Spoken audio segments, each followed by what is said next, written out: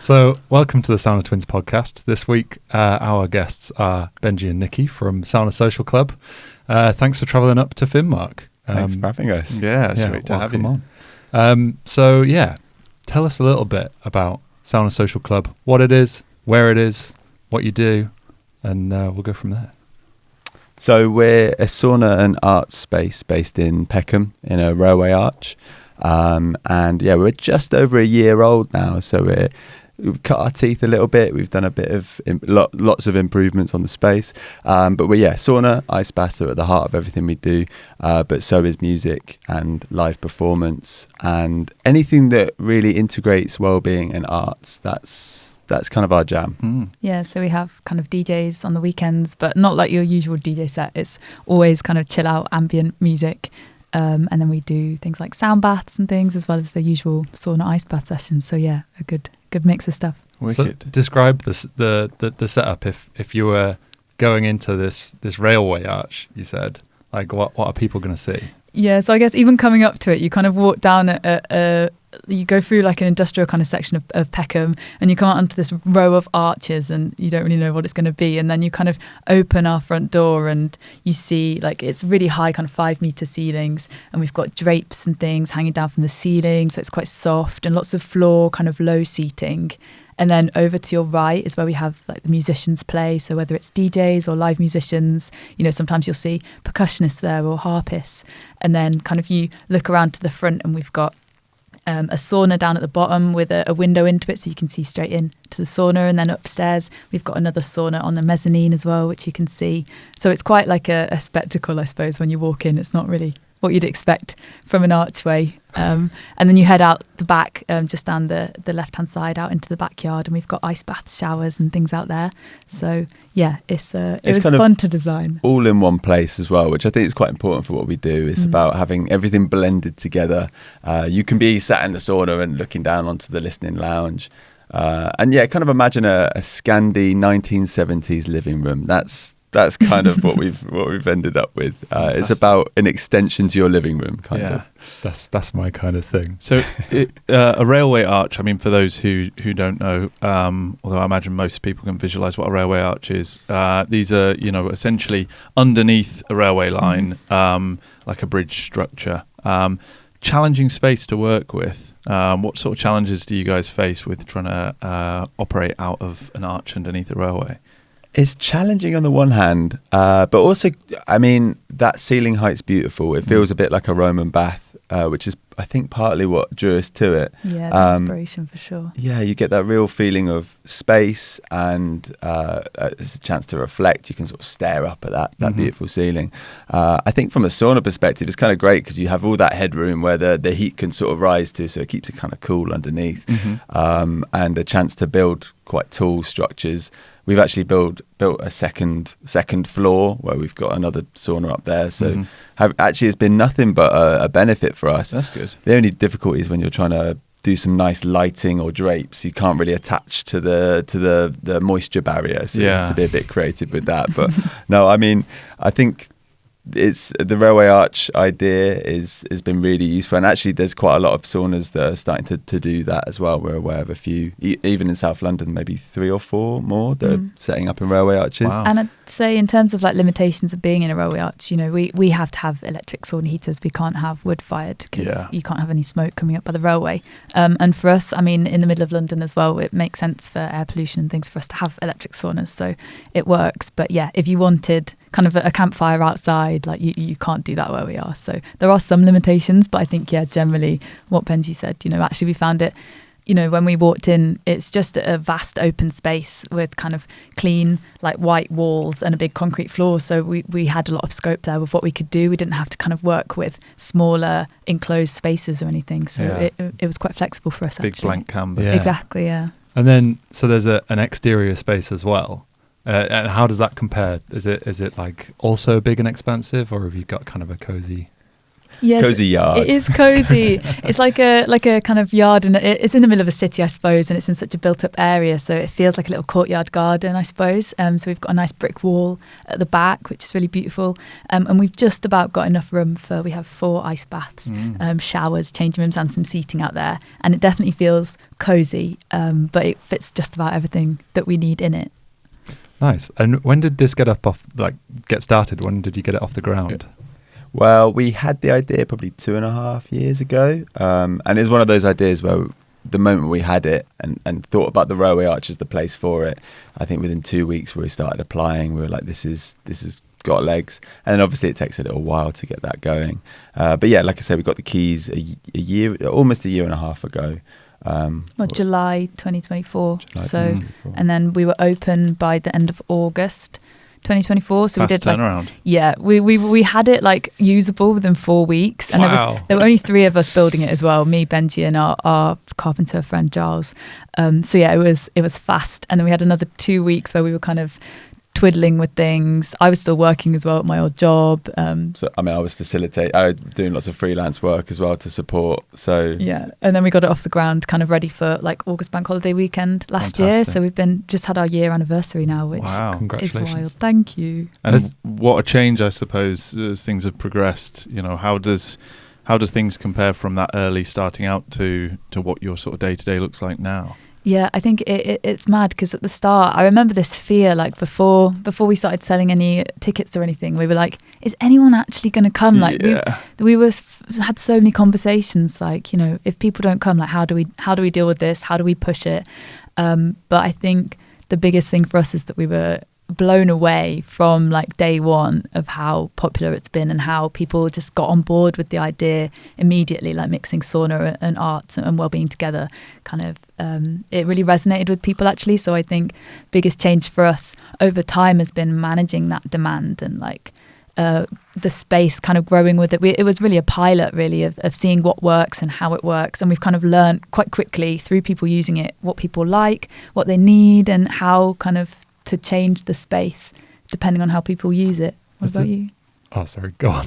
Yeah, I mean, I agree with that. I think Yeah. I think there's something, and going back to the railway arch thing, I suppose, like railway arches in London, generally they're sort of starter businesses or lots of breweries, lots of, you know, so I think that's kind of in people's imagination. And what is fundamental to the idea is not to replace the pub, but offer an alternative to a bar or a brewery. And so I think there's something in the imagination that sparked for our customers that meant that it just flew from the moment we opened, that it was like, oh, we kind of recognize this space, but this is also totally different.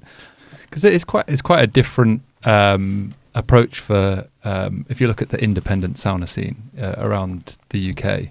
You know, a lot of people approach it from, well, I'll find an outdoor space, get a sauna and a trailer, bit easier on the planning regulations, etc.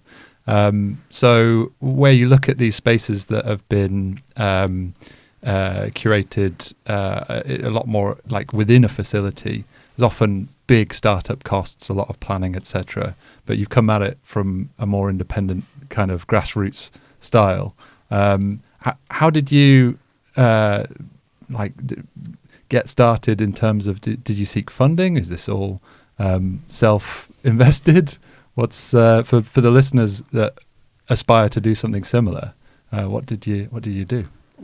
So yeah, it was all self-funded, and like you can get a government-backed business loan of £25,000. Anyone can do that. So that was a big chunk of it, and then we had a little bit of self-funding. So yeah, and I guess, you know, the dangers that you'll be aware of that is that, you know, if you do something as a sort of pilot, then you have to reinvest in that. So actually, although the costs, we started with not investing very much, we've reinvested every penny that we've made. And then also the cost is on us of having to constantly upgrade and improve everything. So you pay the price somewhere along the line, but we were fortunate enough to be able to get it off the starting line without that much. Yeah, and I think says something about us as well, because like we got some advice from like business mentors and things before we started, and they were always like, I mean, this sounds like a great idea, but have you thought about, you know, maybe renting a sauna and putting it in a car park, and, you know, just trying to drill up some demand and seeing if it's there? And we were like, yeah, no, we just want to go straight in. Like, we're really confident about it, and, you know, people may or may not come, but this is what we see. And for us especially, like having that indoor warm space where you can do the arts things and you can do the kind of community groups, and people can come before their sauna and rest after their sauna in the warm, in the comfortable, cozy space, was actually really important for us and like our model.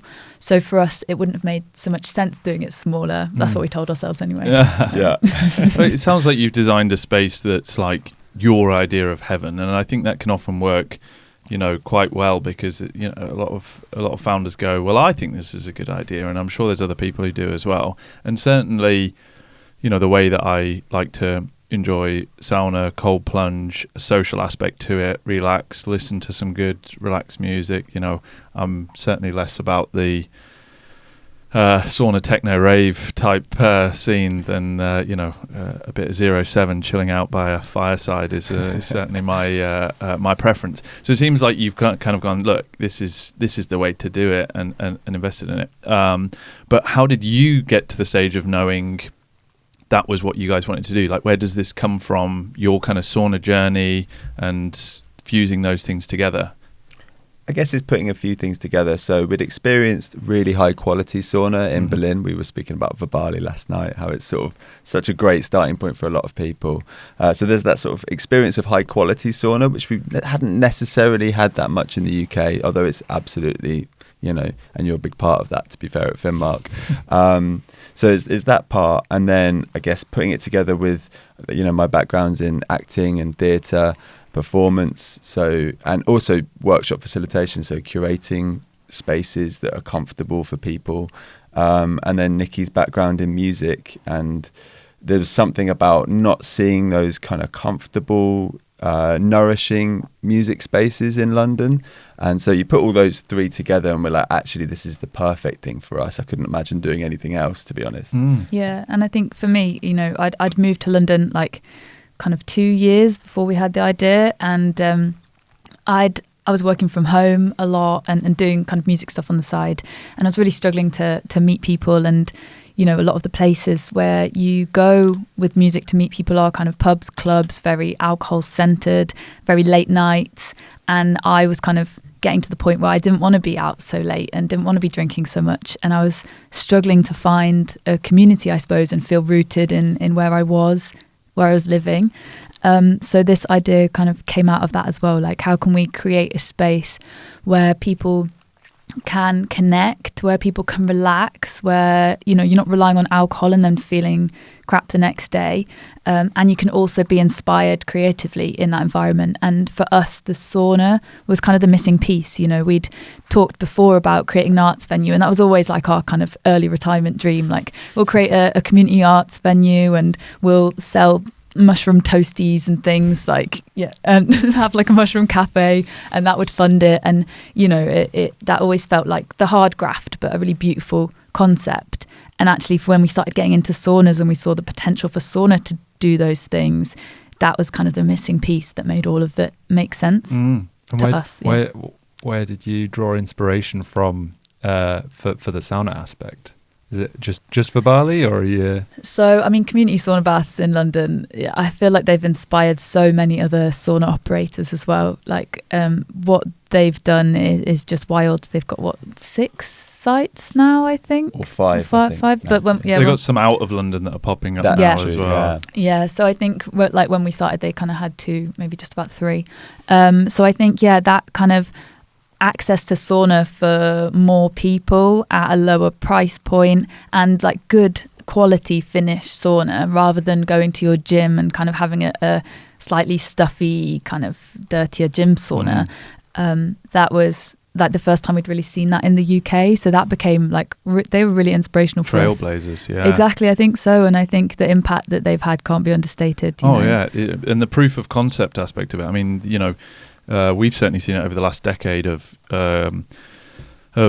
talking to people about sauna and people being like, oh, there's this weird guy who won't stop talking about sauna, to, you know, turning up to events and things like that are not sauna related, and people are already like, or if you go, oh yeah, I work in sauna, and they go, oh, sauna's great, you know, it's they've created this demand and sort of opened that out. And we were at an event in London celebrating Finnish culture. They asked us to bring a sauna along to display what a Finnish sauna looks like. So it wasn't on. Unfortunately, they couldn't get the smoke control approval to have this wood burning sauna on. And the number of people who literally like were turning up with towels, like, "Yo, we're ready to go!" You know, like everyone was so up for it, and we were like, "Oh, I'm sorry, it's not on." People's eyes light up, yeah. don't they? Yeah. And we had people going, "Is this going to be here all the time now? This is great. I only live just there. I'm going to be coming here every day." And we're like, "Oh, sorry, it's just a display piece for the day." So, yeah, people are so game for that in London now. It's phenomenal. I think a big part of what community sauna baths have done as well, and that we wanted to sort of pick up the baton on as well, is seeing sauna not as a luxury. Either it's seen as a gym thing where it's just like a little functional add-on and it's not very well considered. But to make it the main event, you generally would go to a spa, and that would be like a luxury experience, when actually I don't think a lot of people need that or want it to feel that way. And to make it part of your social ritual instead is that was, I think, the turning point for businesses like ours, was what they did with that, and we've run with it. You're completely right. And I think, you know, there's an element of going to a spa that's like a treat thing, you know, treat yourself, treat day, whatever, but you're going to spend an order of magnitude more money in that experience, whereas at the time, sort of pre-sauna baths, there was no daily active accessible space for people to say, well, yeah, but I want sauna to be part of my daily life. You know, I can't afford to have one in my house, or my flat's not big enough, or I rent, or whatever. So, you know, I think creating that Finnish style, you know, you can go to sauna 2 to 7 times a week at your leisure, now exists. And again, for us, going back a decade ago when we were sat with the sort of founding members of the British Sauna Society, you know, actually, this is a funny story. Just as I just sort of started Finnmark, and this guy called Mika, a Finnish guy, messaged me, and he was like, oh, I'm kind of setting up this British Sauna Society, the idea, you know, I'd love to meet and talk, and maybe, you know, we can, you know, your business is sort of aligned with that. And we met up in a railway arch that was a brewery / pub, and we sat there talking about how great, like an imaginary future where there's going to be businesses that are just commercial saunas, and that was like, yeah, but like, let's get real. That's probably not, you know, that's going to, you know, this is the UK. It's spas, it's hotels, it's gyms and private users. And we, you know, there was this dream that there would be businesses whose whole thing could be sauna and cold plunge and relaxation. And now for that to be a reality 10 years later is just like mind blowing. But I think the British Sauna Society as well have had like such an impact on that. It's, you know, clearly a group of people who have come together who just love sauna and want to share it and want more people to find out about it and get into it and love it.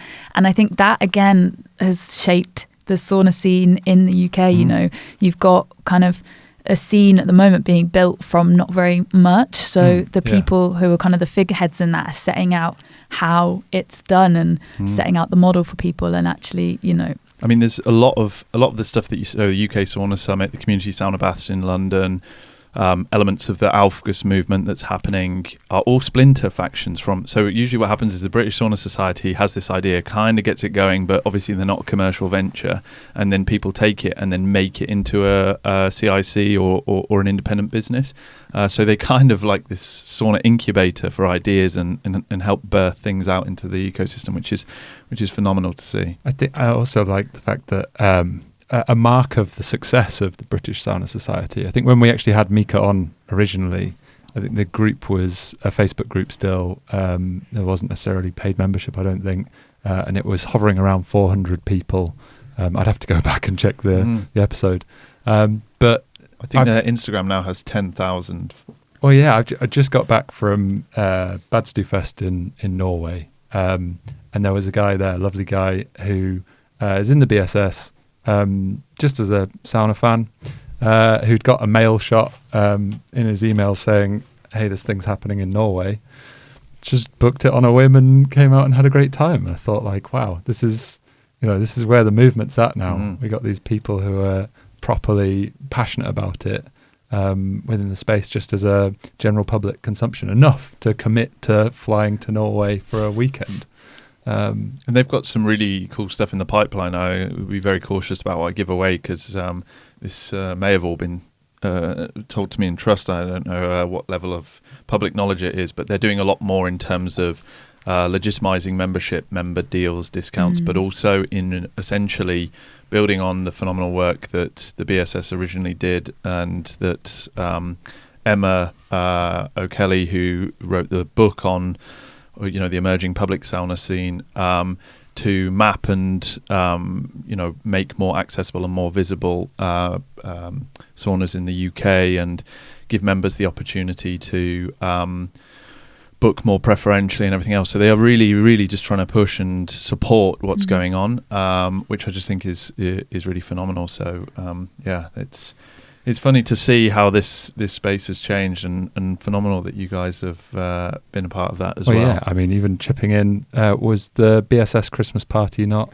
it was last year? Honestly, the BSS has been so supportive of us, and with ideas that we've had, and with connecting us with other kind of sauna operators, or putting us in touch. And I think having that kind of centralized organization of like, oh, actually it might be useful for you to know this person, or has been really, really helpful. Like, they put us in touch with Emma O'Kelly, and then she put us in touch with the Finnish embassy, which is where we met you, Max. And I feel it's just all of those connections make such a difference when you're kind of a small business. And I think for us it was a bit of like imposter syndrome. We're just a really small brand new sauna opened up in London, and we were like, why did the BSS want to have their Christmas party at our sauna? Like, is our sauna heater good enough? Are they going to like judge like how legitimate all our equipment is? And then obviously everyone came and was so lovely, and just so kind of happy to see people doing something different with sauna. And it was really beautiful. It's important as well, because we get a lot of requests from people who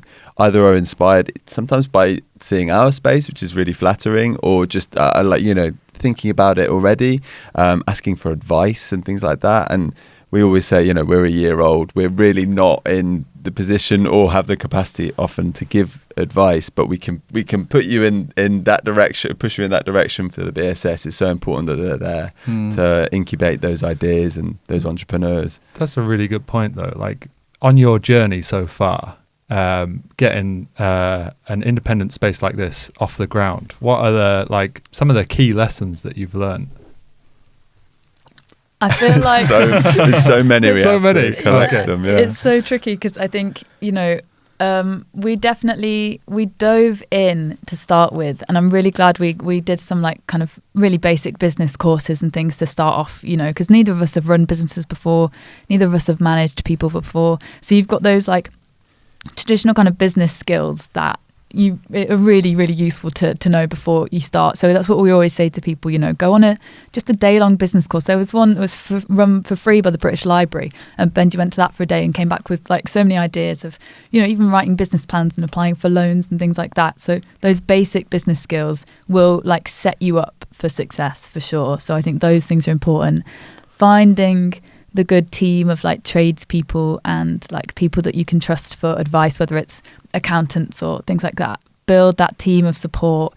Build your network as well of other sauna operators or people working in the same sphere as you, people that you can kind of ask for that little bit of advice, so that you don't have to, spend hours and hours late at night trying to Google something to figure out how to install it, or and then when it comes to the actual installation and equipment, speak to the experts. I didn't ask enough advice because I was sort of like feeling a bit imposter, and so I've found things out the hard way, which is also a good and valid way to learn. But I would definitely say call you guys up. Speak to the suppliers, the manufacturers. Speak around.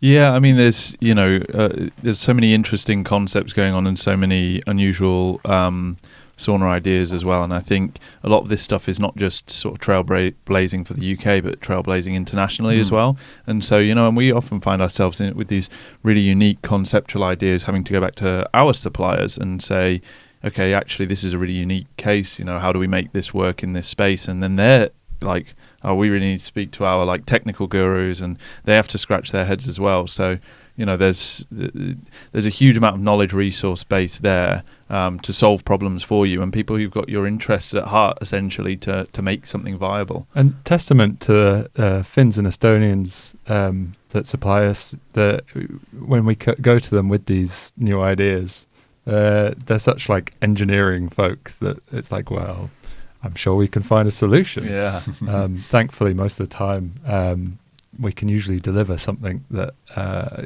satisfies the needs and creative ideas that folks like you guys have.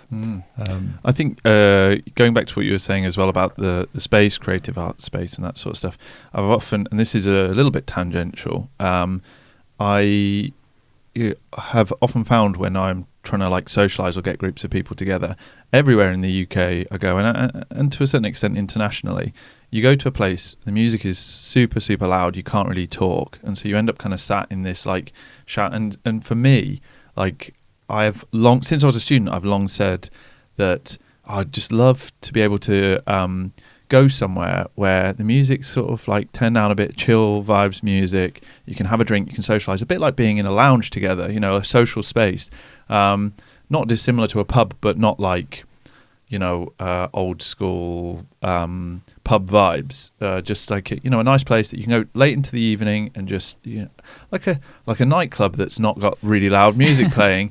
And I was in Estonia, and I was saying, I don't know why places like this don't exist. And these Estonians I was with, they were like, what you're after is a speakeasy bar. And I was like, our perception in the UK of a speakeasy bar is like behind a bookshelf, down some stairs, everybody's doing Prohibition era. But on the continent, speakeasy bar refers to a bar in which you can speak easily because the music is not too loud. It's like a lounge bar. And I was like, oh, and they were like, yeah, we'll take you on. And we went to this place, and I was like, this is what I mean. Like, we can now have a conversation, enjoy some drinks. This is good. So so now, yeah, if I go to London, I'm like, oh, I say to a group of people, oh, we should go and find like a speakeasy bar, and they're like, well, like a Prohibition era, you know, like I'm trying to think what the place is called. There's a few of them.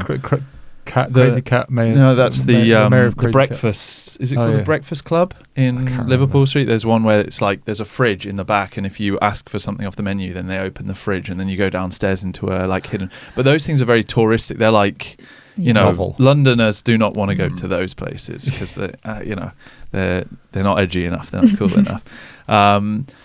So yeah, but what you've kind of done is make a sauna speakeasy, right? Which is, you know, it kind of ticks a lot of boxes for me. I think it's a concept that's got a lot of legs. The only thing I would say is slightly different is that, I mean, you should be able to obviously hear yourself in a bar. That's the whole, if you're socializing. But we don't use the music as sort of background. Mm-hmm. It's actually very present, and it's also about how you design the hi-fi system, or you know.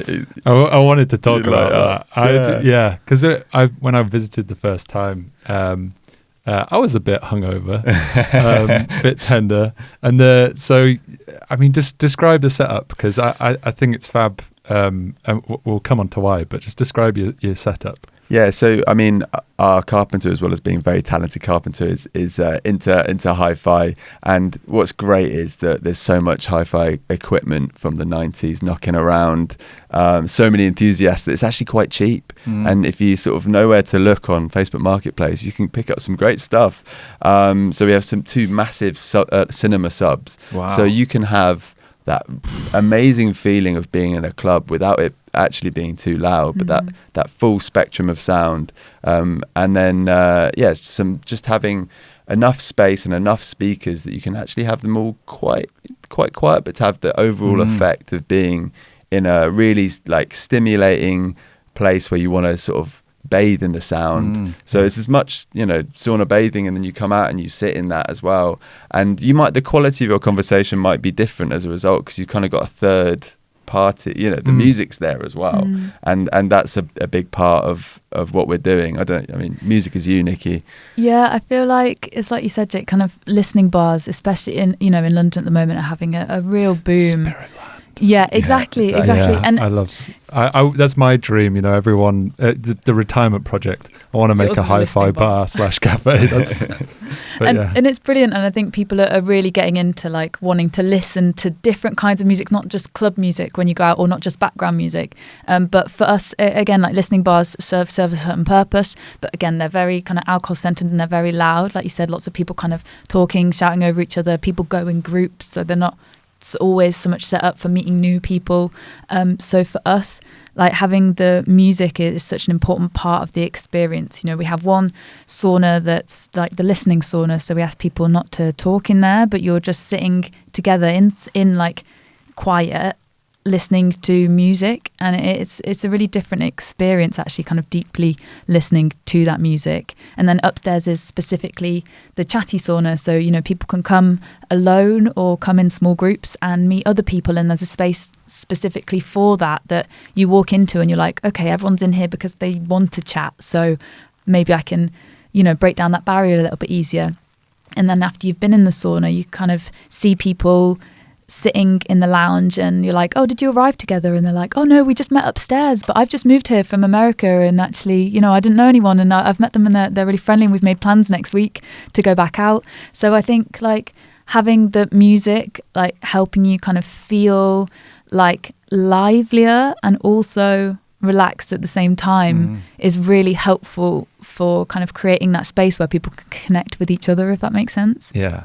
I think from a very nerdy perspective, the importance of having all of those speakers, you just don't end up with any nulls and stuff. So it's like everywhere you go, the music's the same volume, and therefore you can get the kind of a perceived level of loudness that isn't loud, which just, it's the perfect setup. Do you have a hi-fi setup in the listening sauna as well, or is it just picking up on the sound from outside? So we've got speakers, in the sauna under the benches, Nice. which works pretty well, actually. Yeah, a couple of KEFs actually do a great job. Yeah, they're smashing. Yeah, and because obviously, you know, you've got all those wooden surfaces to reverberate off. Actually, the sound's great. It's actually really immersive in there, even just with the two. If we had a bigger sauna, I'd put a sub in there. It's quite big enough. We're actually Put it through the wall. Yeah, exactly. Yeah, just have like the benches rumble a little bit. Yeah. Make it 3D. Yeah. It's so funny though, because when we opened the doors and we were playing ambient music on this beautiful system, we were just like, it's really surprising. I've worked in hospitality, like, you know, off and on throughout my life, and just seeing people come in. And even if they're stressed or whatever, just everyone would suddenly just chill because we've got this beautiful sound bathing experience. The moment you step in, whatever energy you were bringing with you, you can kind of let that go. And I feel like that's such an important transition into the sauna and then back out again, that you have that full, reset for the nervous system. So yeah, it's kind of the secret weapon that's not so secret now. Yeah. What sort of events and stuff do you hold as well? So you have your sort of daily active, you know, membership type, you know, people can come. But do you do particular events, and how often, how visible are those, and how do people kind of find out what's going on? So we have our roster of DJs and live musicians who play on a Friday, Saturday evening, sometimes Sunday day parties as well. So that's a fixture of the week. And we're doing like live visuals as well. So we're always improving those ones. Sometimes that's like with live musicians, like doing kind of hybrid sets. So live harp or saxophone or percussion and loop pedals, things like that. So kind of hybrid electronic and live sets, which has been, you know, there's not that many places you can listen to that, I think, in London especially. Places that are social. So yeah, I think that's been pretty big for us. So yeah, that's like our flagship, I suppose. And we have incredible DJs and musicians who get in touch with us and, you know, who want to play there. So there's obviously the appetite amongst them to play a different kind of set.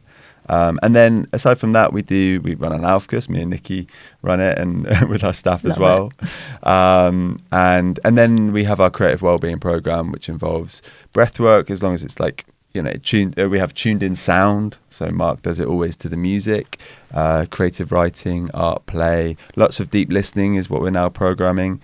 So again, with live musicians and the opportunity to draw or write or read while that's happening as well.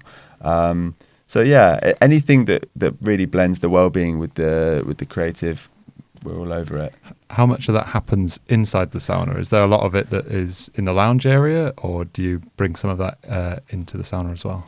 Mostly the sauna is kind of the place that people go first to meet, to relax, to kind of open up. And then afterwards, once you're kind of dry and warm, kind of sit in the lounge with a cup of tea and get involved with the creative well-being or with the music.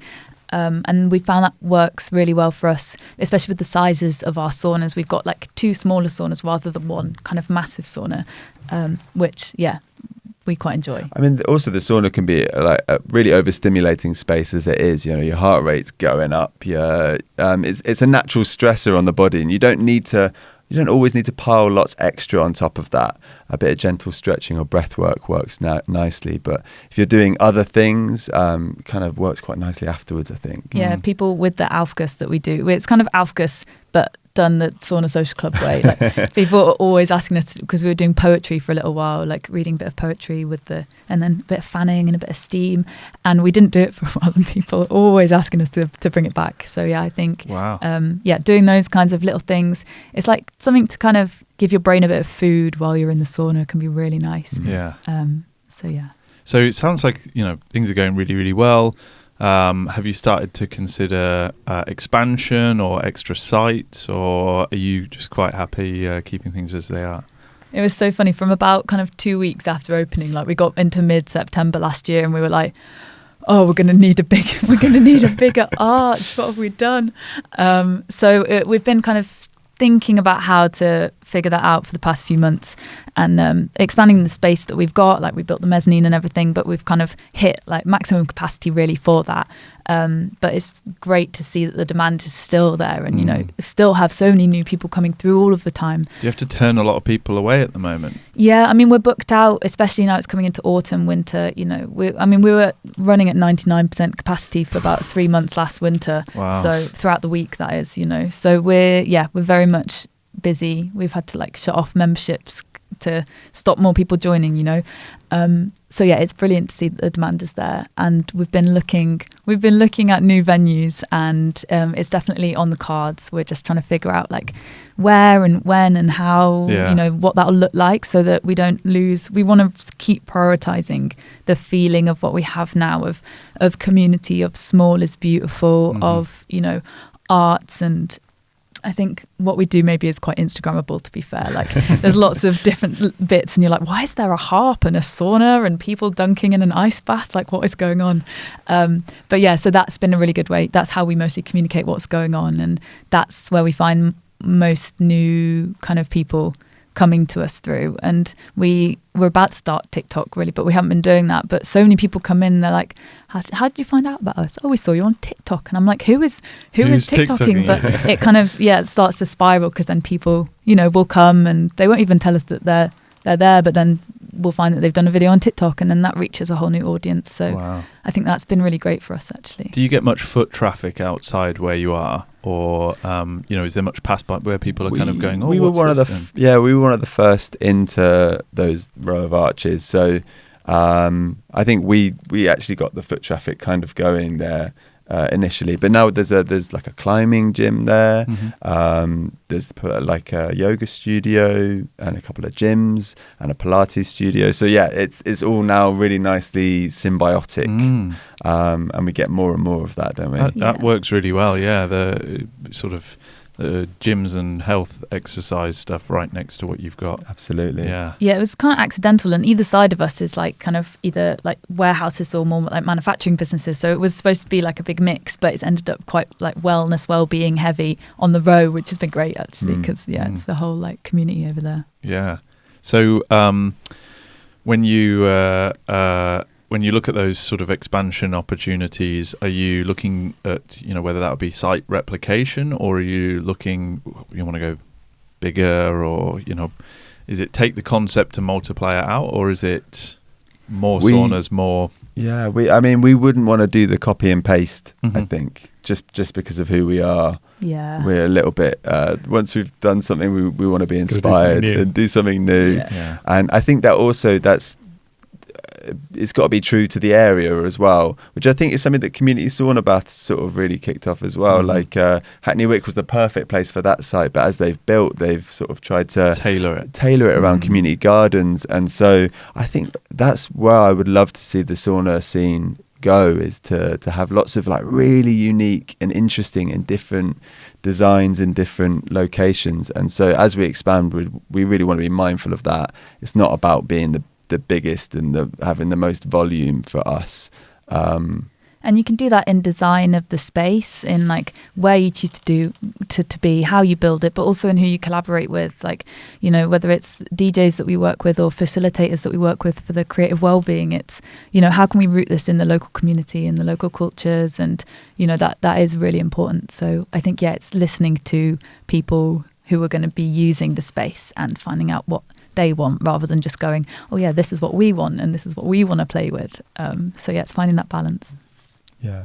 You talk about it being at 99% capacity last winter. What kind of staffing volume do you need to like maintain that, and how is that like? Because there'll be a lot of people listening to this going, "Wow, okay, like infrastructure wise, what do you need?" And then those types of employees that work in those kind of spaces, very similar to working on a bar, etc. You know, do you have lots of people in reserve in case somebody doesn't show up, or like what does that look like? Yeah, it's so funny because when we opened as well, it was just me and Benji. Yeah. We were working all the hours, every hour, and we were so quickly like, oh wow, okay, this is like best case scenario, which we never planned for. We planned for worst case and like okay case, and we never planned for best case. So we very quickly then had to start hiring, and you know, when you're so busy as well, it's hard to then hire and train, and you know that's exhausting. So I wish in terms of what we'd learned, your earlier question, that's definitely plan for best case scenario is definitely on there too.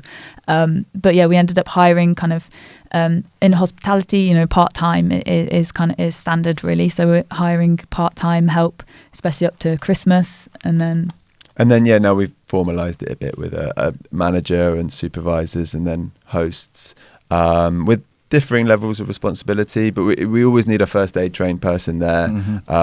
If nothing else, that's just good. That's just due diligence, isn't it? And I think it's really important in when you're creating a space where people are vulnerable as well, that you have staff that are really on that. So all of our staff tend to be slightly older than, you know, your bar staff. They're in their mid to late 20s, early 30s, because I think people need to feel that when they come in the door that they're going to be looked after. You have to build that trust.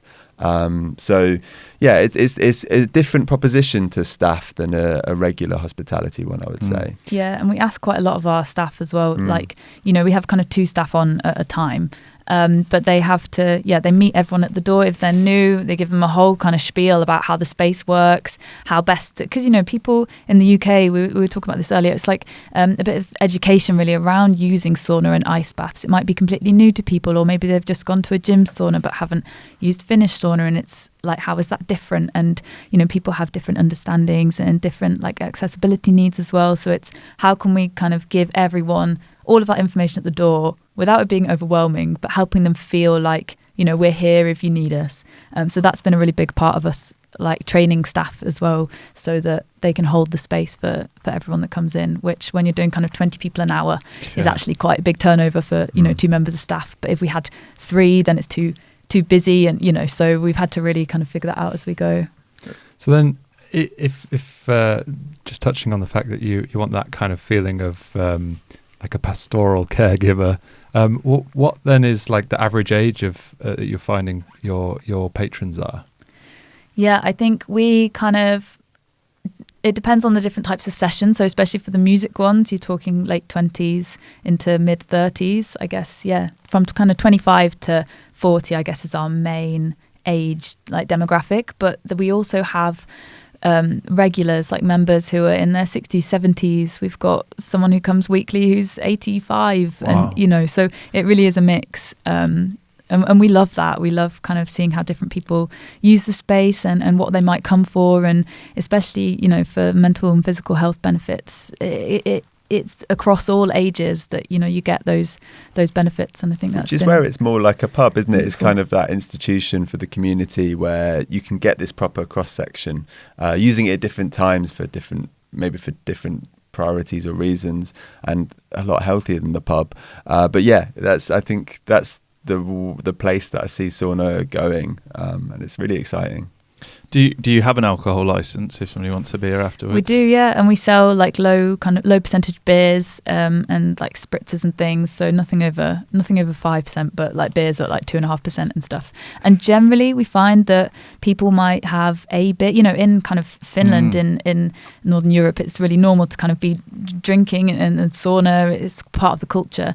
And I think we didn't want to be a space that was too kind of preachy about alcohol. That's like, we didn't want to be a completely sober space, because we thought that might put people off coming, like temperance in. Yeah. Exactly. So for us, it's like, try and experience balance. Like maybe you'll come out of the sauna and actually all you'll fancy is a cup of tea, which is brilliant. Or maybe you'll fancy a small beer and then you'll be done. And actually we find that people, will have one beer and then they won't have another one. They'll have a cup of tea or a soda or something, and actually listen to their body, because they're like, actually I'm dehydrated, feeling pretty dehydrated. I'm actually feeling pretty chill. I don't really need a beer at this point. And the music's sort of helping them feel relaxed as well. And I definitely find that here, that and to an extent in the German wellness complexes, although they tend to have really, really good beer. So you're kind of like, well, in Germany, maybe I have a nice beer.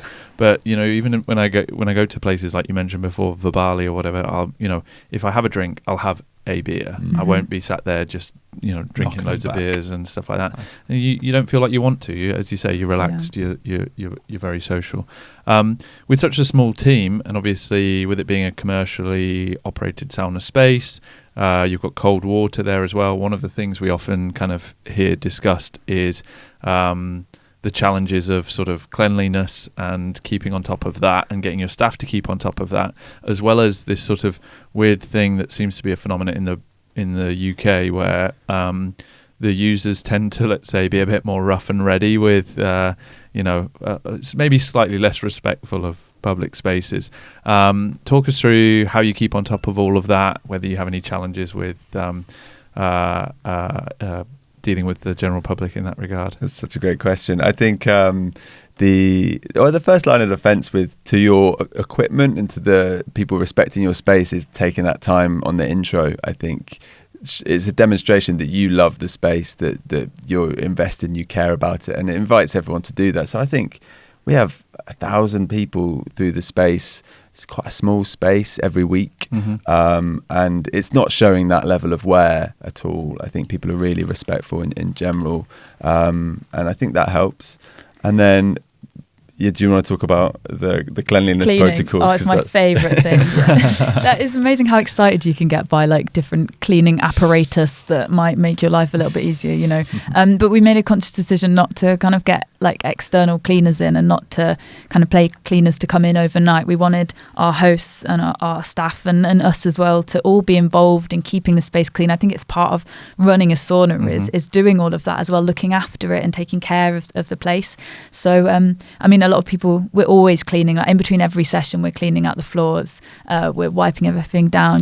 Cleanliness is such an important part of what we do, because I think, if you start to see hair and various other things like around the place, you might not even consciously realize it, but I think you find it harder to relax. And actually we want people to not be worrying about that kind of stuff. So actually for us, keeping a high level of cleanliness is really important. And it's been, with a big learning curve on how to keep ice baths clean and things. And, and we're a year in and we're really getting there on like maintenance protocols and everything. But I guess you learn by doing, and it's been, It was my first takeaway when I came in November last year. I think maybe one of the first things I said was like, wow, it's really clean. But it is, I guess, something that a lot of sauna operators maybe overlook, and then you can quickly almost get yourself in a downward spiral where it'll cost you more in the long run. A stitch in time saves 9 or whatever. keeping on top of that. People log it even if they don't say it to you. Mm-hmm. They'll be like, oh no, that made me feel uncomfortable. But it's even as you're saying that, I'm like talking about all the aspects of our business, whether it's the arts, and then you've got the sauna, and then the hospitality side, and then the cleanliness. You know, it's multifaceted. It's there is a lot to do. It's certainly one of the first things, you know, I sound a lot across Europe. One of the reasons why more and more I enjoy the German sauna experience, because the Germans are fastidious with cleaning, very respectful. Maintenance is really, really good, and they keep on top of that. In Finland, they do you know, deep cleaning regimen, but on some of their bigger, more successful commercials, I've gone in there and instantly the first thing I notice is the smell, always. And if it's a beautiful Savu sauna or it's a beautiful, you know, commercially operated one, and you just have a nice smell, and that smell might be supplemented with, you know, diffusers and scents and things like that. But if it smells nice when you walk in, you're immediately at ease. There are a few, you know, again, I'm not going to name names, but in the UK and in Finland, where I've walked in and instantly it smells like a locker room, then I'm like, it takes me back to, as the Americans would say, high school gym lesson or whatever, and you know, that's not it's not where you want to be. We'll dig up childhood traumas another time, but I just immediately a little bit like, oh, okay, a bit grotty. And, you know, just sort of you go, well, I'm going to go and sit on benches that maybe 100 other people have been sitting on, and has this been cleaned properly and stuff.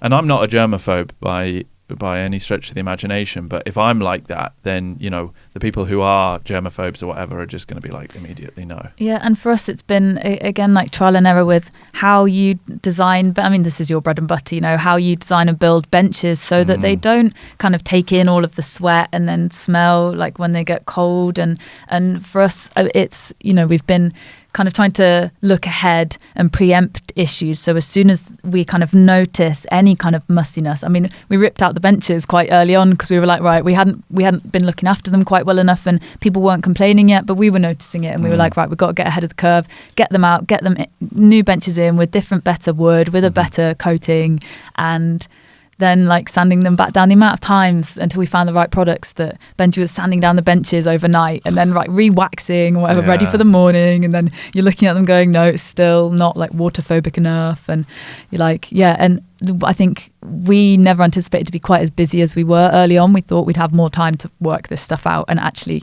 it was all in the first couple of months. We were like, we've got to get this right, because otherwise it's just causing us so much more work. It's hard that, you know, people often forget that, like, as they say, trust is earned in thimbles and lost in buckets, right? So like you could spend ages getting it up, and then, you know, if particularly with as you step back and you get more people in to operate, you know, the day-to-day users, I mean, hospitality, bars, anybody who's worked in a bar knows that for any, like, that everybody starts with the best intentions around cleaning down properly, but slowly, you know, the floor's getting that little bit sticky, and drip trays not being cleaned out properly, and you kind of become blind to it if you're in that space all day, every day. So being able to go into the space and then just go, hang on, oh yeah, there's some hair there, and other bits and pieces that we won't care to mention, but like just making sure that your staff can look at things through fresh eyes. And even here, we're not hospitality, and I'm perpetually going around talking to our teams being like, you know, fresh eyes, what's just, you know, sat somewhere that doesn't have a home, or, you know, where should this live? Oh, it doesn't have a place, right? Well, let's make a place for it to live.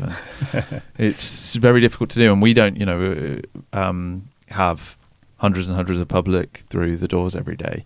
How have you found, kind of going back to my other point, how have you found how the public interact with the space and respect the space? Have you found that people tend to do like weird things, or? I think it's funny because I think people have been overwhelmingly so respectful of the space. You know, like I think people can maybe see, and maybe it helps with our Instagram, strangely, that, you know, we really let people in and behind the scenes, and we try and go, look, this is, you know, this is a new business, and we're really invested. And I think people kind of come in with that view, so maybe that helps them treat the space better, because they can see who's behind it, and they get greeted at the door by a friendly face, and, you know, so I think they respect it well. But I think sauna and ice bathing can also make people a little bit dopey, and I think that's the biggest problem that we have. You know, you'll have someone like spaced out. step on the edge of some decking and hang off the pergola, and you're like, and they might cut their finger, and you're like, what were you doing up there? It's like, not a climbing frame. It's not a climbing frame. Or like standing on the cover that we've built for the ice baths. It's like back in the corner by the chillers that for us is like obviously not to stand on, you know, but we didn't have it on like very strong legs. And then you go out there and someone's just standing on it, and you're like, how did you even get up there? You know.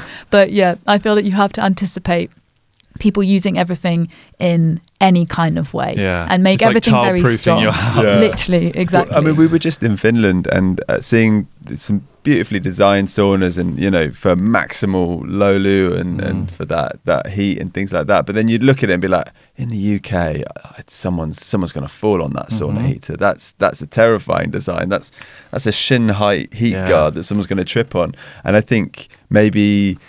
Yeah, people being new to the heat and the cold, they sort of become a child a little bit, which is lovely. We kind of encourage it. It's beautiful, yeah. But then I think you have, especially in this country, I think we're going to have to be really, really careful about how you design it. Well, you have to with the heater guards and things like that, as you talk about, like, you know, far more than once I've heard about commercial operators where they have stories like commercial operators who don't have a heater guard, and people go up and they come and they go, I've seriously burnt my hand. And they said, what did you do? And they said, oh, well, I wanted to know if the metal on the side of the heater was hot. And you're like, it's a sauna heater. Do not touch the sauna heater. Confirmed hot. Another one where somebody had just picked up one of the rocks off the top of the heater and burnt their hands. As you say, people climbing all over bits and pieces and you just think like we've got a lot of education to do. You know, certainly can't operate a space without a full-time attendant in the UK because of that lack of cultural knowledge. I mean, there are people trying to do that, and I've seen it work in places like Denmark, but I feel like particularly in the Nordics,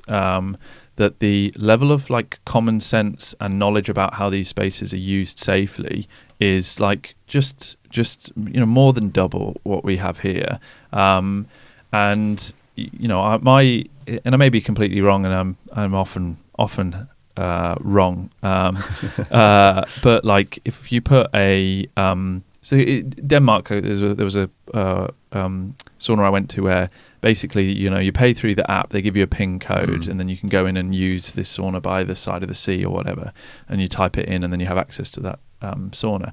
And I was looking at it going, if you did, my view would be, it'd be like 20 guys partying in there, like throwing beer everywhere, like it would just be absolutely trashed. There would, but you do see some. I know that there's some up in Scotland or on the Shetland Islands where there's perhaps a little bit more like social responsibility and like this is how that place should be used. But again, there's just so much that can go wrong with, Yeah, I think for us as well, there's something about, we have a lot of people, especially young women, coming to the sauna on their own, and they come and they sit down afterwards and they read their book, and I feel like we've hopefully designed the space that people can feel as safe as possible, with attendants there all the time walking around and with bright lights and, in certain places, so that there's no kind of, no bits where you kind of feel spatially unsafe.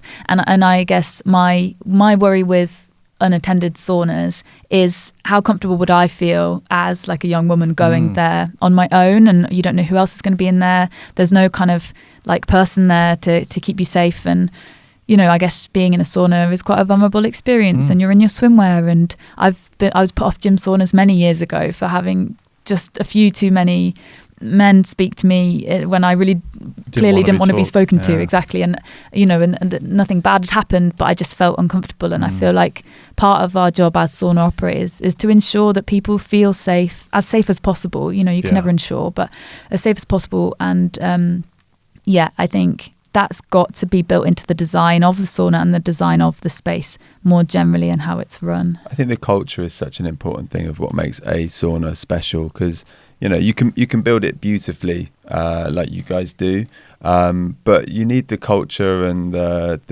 that's what makes it feel like a special place. And that comes from you guys. You shape that culture. How have you found getting your team on board and sharing the vision? Was that an easy task or? I feel like we're really lucky again that like a lot of people kind of will apply to work at our space, having kind of seen what we do either by coming through the door or seen on Instagram, and they're really already on board with the idea. I think having the team come through and use the sauna is so important, like kind of getting people really involved in the benefits and like seeing it from everyone's point of view and seeing the benefits that it can have for people, and maybe the sticking points, or you know, what information, you know, if you turn up at the door as someone who is autistic, like what extra information might be useful, or how differently you might want the information presented to you. So I think having those conversations as a company with, you know, all of the hosts and the supervisors is really helpful. Yeah, I mean, I guess the proof is in the fact that a lot of our protocols and a lot of how we operate it has been informed by the hosts as well. So that means that they must be in on the vision, because they're coming up with the good ideas for it as well.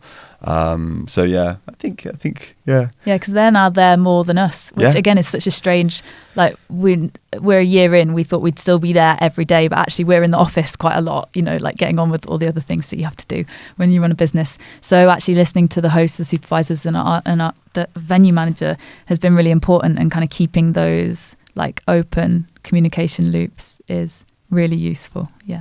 And other than potential expansion plans, what else are you really excited about that, you know, coming up or that you're planning? I mean, you've just come back from a trip from Finland, so we can kind of touch on that as well. But you know, what's really piquing your excitement at the moment?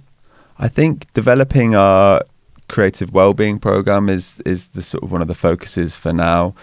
Bringing more people into the memberships, because I think what we're doing is unique for an art space. You don't usually get subscriptions to an art space, and that's because we have the sauna, so you're kind of attending to your well-being as well as getting your arts and creative fix.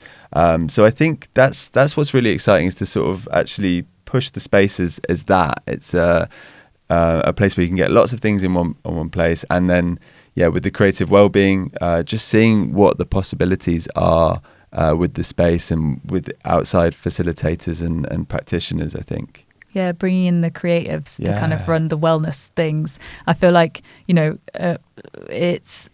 we're really lucky in that being the crossover arts and wellness space, that we can do something really different. So yeah, having someone come in and sing like raga scales as a sound bath, and someone possibly do like Mongolian throat singing as a sound bath after your sauna. Like there's not many spaces where you'd see that, and that's I think incredible. I'm quite excited. And like for those sessions, often it is during those sessions where I'll be sort of like blissed out from the sauna and lying or sitting there just being like, this is like special, a whole nother level that you're able to take it to. You know, it's the best high you're getting that's legal, I think. Yeah. So sauna's kind of like a primer, and then you're more receptive to these more kind of these special. I'll often, if I'm in the sauna with a good sound system, put, you know, Tibetan throat singing or singing bowls, or you know, maybe sitar and raga. Something a little bit Eastern influence type sounds. Definitely take you to that Zen space. So if you're in that position where you're kind of broadening the creative lens, does that mean that the iterations on the space is sort of you're done now for the space? Like just how many iterations has it been through? Yeah, countless. Actually, countless. I mean, we've ripped the benches out 4 or 5 times, just alone. But I think, it's probably going to go through at least one more iteration. We've just installed some drapes, and we're reaching out to visual artists to do sort of like monthly installations. Oh wow! Like live projections and live visuals to go with the music, like especially in the dark evenings. Yeah. We've done a bit of it before, and it's, you know, you just lie down, listen to the music, and stare at these beautiful visuals as well. So it's trying to get more artists in the space is basically always the... Yeah, but less building works now. Touch wood. Exactly. I'm touching all of it. There was a lot, if you scroll back through your Instagram, early days, it's usually one of you, or I guess Giles, up a scaffold or a ladder somewhere. I mean, we would work a full week, and then we'd get to Sunday night and we'd be like, right, okay, we've got 2 build days now, so we're going to rip everything out, make everything filthy, get sawdust everywhere, build a mezzanine, build an extra sauna, do these showers, and then by Wednesday lunchtime we'd be back open again for a full week, because we didn't want to close, because we couldn't afford to, we didn't have any reserves. So there was a long period of that, and it was thrilling, really thrilling, but completely exhausting. And I've struggled particularly with burnout over the past a couple of times over the past year, and I've had the past couple of weeks off work because I've been like really burnt out again. And I think it's that's part of this process of being an entrepreneur, being like a new business owner, is managing your own well-being. We're selling well-being, and everyone's like, oh, you must be so chill, you get to go in the sauna all the time, and I'm like, yep, so chill. We're doing all the thinking so that hopefully you feel chill. You feel chill, exactly, which is great. But I think, I guess what I would say is anyone who's like looking to start or just starting out, like really try. I know you read all the business things and they say you've got to look after yourself before you do any of it, and I was like but it's just temporary, I'll be fine. And actually no, like you really do need to fill up your own cup, because self-preservation, it's really important. You got to balance those sprints with the rest times and making sure you take rest seriously. And when you do rest, that when we go into particularly intensive development sort of cycles or expansion, I will work 6 days a week, but I'll always take a full Sabbath where I enforce myself. Like I don't really allow myself to use my phone. If I'm going to watch TV or a film, it has to be an old-timey film that I'm not bought into or emotionally invested in. I might take the dog on a walk, but like nothing, like a full rest day. And it's amazing the level your productivity is the following week if you just take a fully rested solid day. If you just have a fully manic week and then a busy weekend doing other personal life things, then it builds up, and it's like a rest debt. And being able to keep on top of that, like good sleep levels as well, and consistent sleep, like those things are so important. But I remember when we started, and maybe like 3 or 4 years in, one of our suppliers said, oh, you're feeling a lot of pressure. I was like, oh yeah. And he said, in the first like 3-4 years, if you don't feel like you have a breeze block on your chest like every day, you're probably not working hard enough. And like in retrospect, I don't think that's healthy. Definitely not. But he was right, and that's true, how it felt. Like I was like, oh my god, I feel like I do have a breeze block on my chest. So yeah, I think it's you've got an exciting time to come as the breeze block slowly gets lifted, but you're never not busy. So I think that's it. And we are partners. We live together. We're always together. And when you work with family or you work with your partner, it's hard to switch off. And I think the importance of boundaries is so key. And that's boundaries with yourself and with other people that you work with, so that you do get that brain space and that time to relax, because it is so exciting and it's so much fun. And building this thing, especially like for us, it's all the creativity that we could ever dream of. We have an idea, Benji wants to do drapes, and then you're talking to suppliers, you're designing the drapes, and then you installing them, and you see it all come to life, and it's beautiful and it's fast and it's really enriching. But I think also rest, boundaries, recovery is good. And I also work with my partner and also my brother, but during those when you have those Sabbath days off, the one thing that we've always been quite invested in is if we take the dog out somewhere, or when we take the dog out, because he doesn't really give us a choice, I've sort of made it a mantra to always go somewhere we've never been before. And 10 years we've been doing this, and we live and work here up in the northeast of England, and we're still able to do it. We're still able to find places that we've never been before. We've never been on a dog walk before, and it gets you really curious. If you just literally force it, it doesn't have to be expensive. You can be like, we're going to go and have a picnic somewhere we've never been before.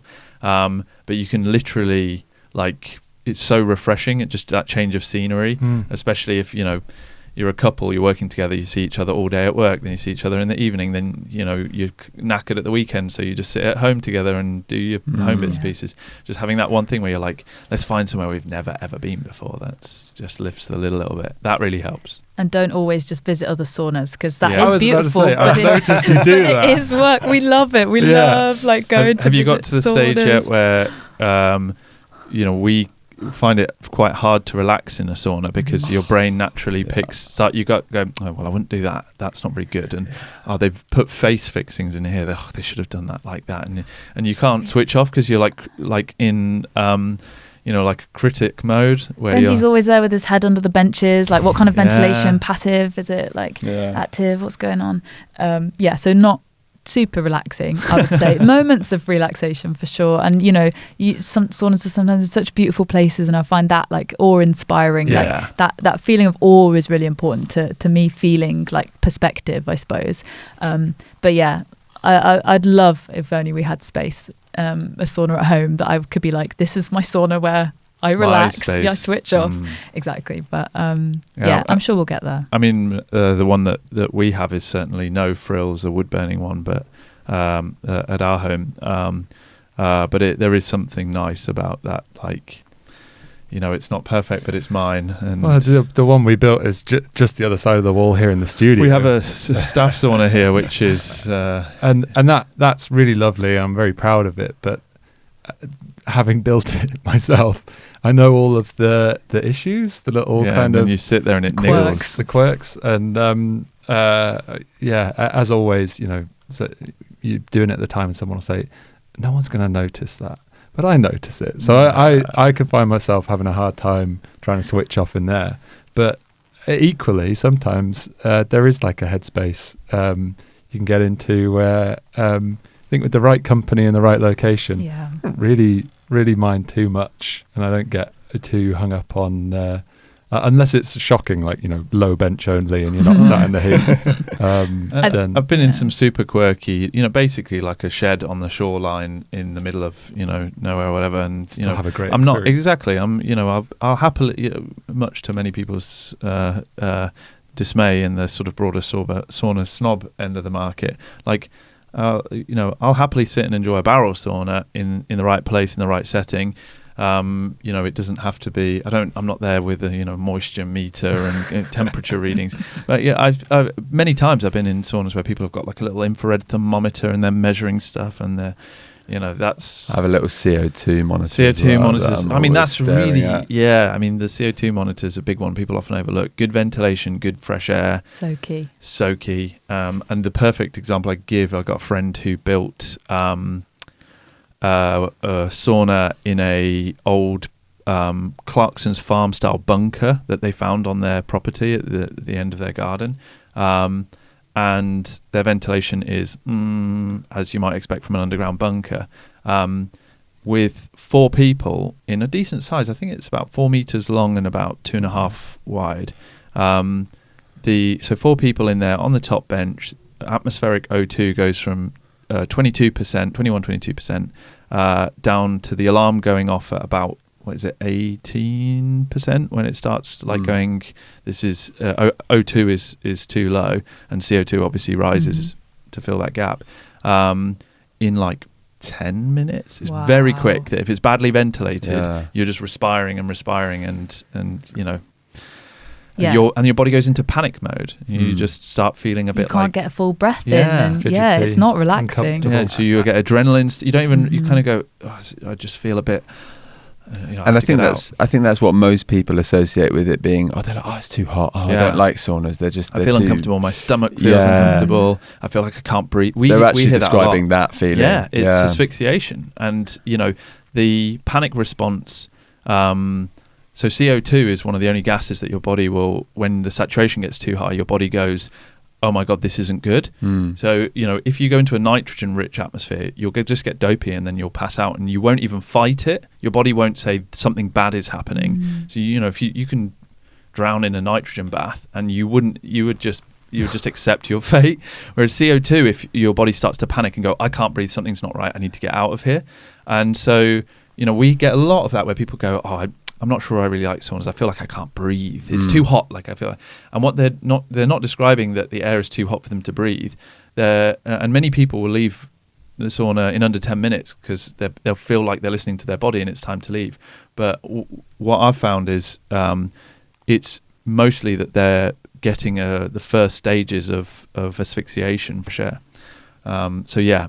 ventilation. Get that. Yeah, right. we had. Brill. Well, look, guys, this has been fantastic. Thank you so much for coming on the podcast. If people want to find out more about you, they can find your socials, which is... Yeah, so on Instagram, we're sauna_social club. Great.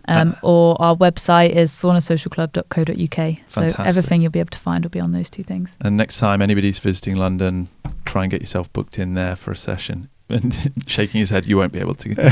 We'll be fully booked. Just book ahead. Yeah, but we'd love to have you. Yeah, if you do, you won't regret it. Great. Thanks, guys. Thank you for coming having on. us. Cheers.